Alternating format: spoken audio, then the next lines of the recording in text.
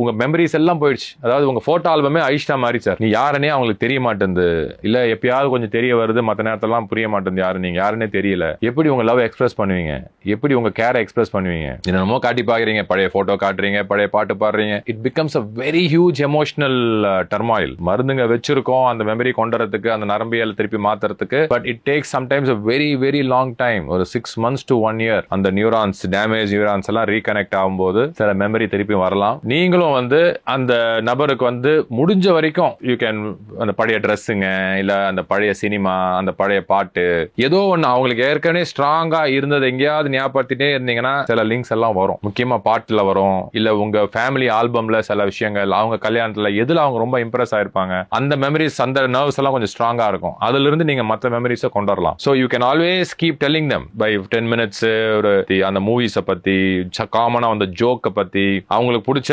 சில bike, car, dress, எதை வேணா நீங்க காட்டி அவங்களுக்கு மெமரிஸை டெஃபினட்டா தூண்டலாம். அதனால அவங்க மற்ற மெமரிஸை இன்டர்லேட் பண்ணலாம், இன்டர்பிரட் பண்ணலாம். But over period of time நிறைய பேருக்கு மெமரி ஃபுல்லா ரீகைன் ஆயிடுது.